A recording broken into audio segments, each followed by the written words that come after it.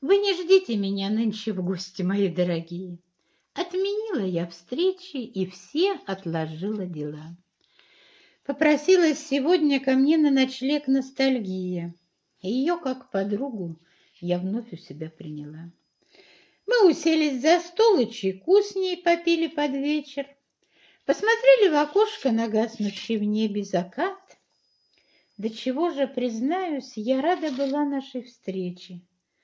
Ведь былое меня постоянно уводит назад. Ну, а ночью она примостилась со мной на подушку, и пока не пропели на ранней заре петухи, моя милая гостья мне нежно шептала на ушко небывалой любви и невиданной грусти стихи.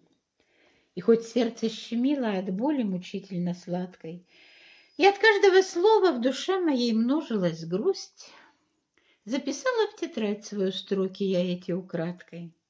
И теперь с наслаждением с вами я ими делюсь. Здравствуйте, мои дорогие друзья! Вы на канале Бабушкина квартира, и вас приветствую я, Елена из Сибири. Сегодня ностальгия увела меня в самое начало 60-х годов, в пору моего очень раннего детства, в тот период, когда я жила с бабушкой, поскольку мои родители по долгу службы находились в другом городе. Конечно же, они обо мне скучали, беспокоились, и бабушка практически каждый день писала вот такие письма-отчеты о том, как мы живем, чем я занимаюсь. Ну, чем я занимаюсь, вы могли увидеть, занималась, вернее, могли увидеть по тем фотографиям, которые я показала вам, пока читала свое стихотворение.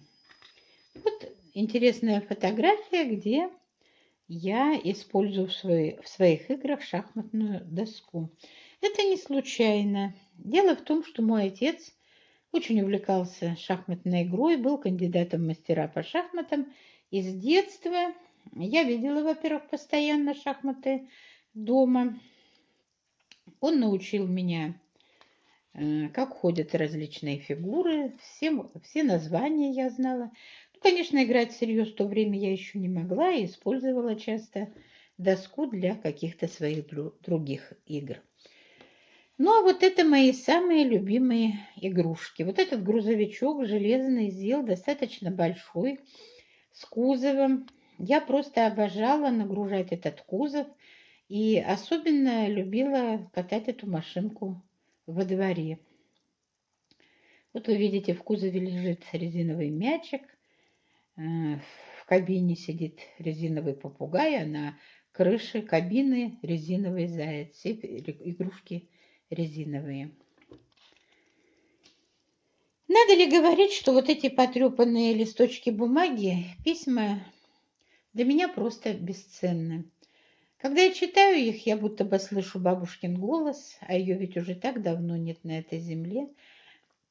Ну и узнаю о своей жизни те подробности, которые вряд ли могла бы сохранить моя память, ведь я была еще достаточно мала, и прошло уже очень много времени.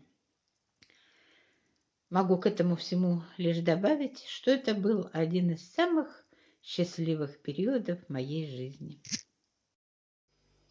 Да, друзья, каких только историй не вспомнишь за чашкой чая. Я не коллекционирую чайники, но каким-то неведомым образом, как и многие другие предметы, они у меня сформировались, сложились уже в некую небольшую коллекцию. И вот сегодня я решила показать вам часть этой коллекции. Именно миниатюрные маленькие чайнички, которые в народе называют эгоисты, потому что тот небольшой объем, который вмещает в себя этот чайник, ну, видимо, может удовлетворить потребности только одного человека. И вот перед нами первый чайничек производства Сумского фарфорового завода. Вот вы видите клеймо. Тут оно почему-то и красного цвета, и синего. Клеймо в форме цветочка. Оно ставилось с 74 по 91 год. Мне очень нравится сочетание вот этого насыщенного темно-зеленого цвета с золотом. Чайничек фактически нигде не утратил свои краски. Единственное, что на ободке, на горлышке есть маленький скольчик. Достался он мне очень дешево из комиссионного магазина. Вот видите, написано слово «Суми». Я думаю, что он был выпущен к какому-то юбилею. Еще один замечательный чайник, тоже такой же миниатюрный.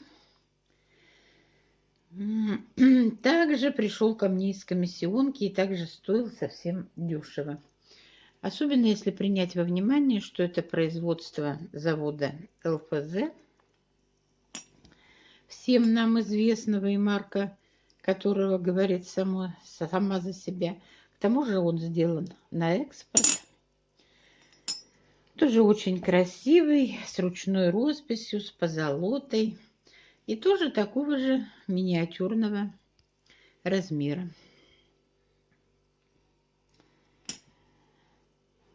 Вот этот чайник я уже купила специально, чтобы пополнить свою складывающуюся небольшую коллекцию.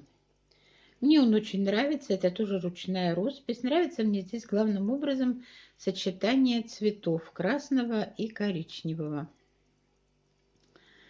Произведен он на Киевском экспериментальном керамико-художественном заводе. И клеймо вот это, которое мы сейчас с вами увидели, ставилось с 1976 по 1991 год. Ну, он обошелся мне уже подороже, но я об этом совершенно не жалею. И вот такой совершенно прелестный чайничек, тоже доставшийся мне очень дешево, всего за 200 рублей, но просто покорил меня в ту же минуту, как я его увидела. Посмотрите, какая у него прелестная крышечка с маленьким чайничком. Форма. Здесь не ручная роспись, здесь деколь. Ну, это его ничем не портит. Единственное, что я не поняла, на каком заводе он произведен. Для меня это тоже, честно говорю, не так уж важно, потому что он мне нравится независимо ни от чего. Ну и то, что завершит мой сегодняшний показ, это вот такой сувенирный чайничек. Он приехал ко мне из Англии. В 1996 году в Англии, как мы знаем, проходил чемпионат Европы по футболу. И вот этот чайничек в сувенирной форме футбольного мяча был выпущен именно как посвящение этому событию. Ну, вот это вот все, что я хотела вам сегодня показать, и все, о чем я хотела рассказать. Очень рада, что вы меня послушали, что вы были со мной. Если вам понравился сегодняшний сюжет, не забудьте поставить лайк.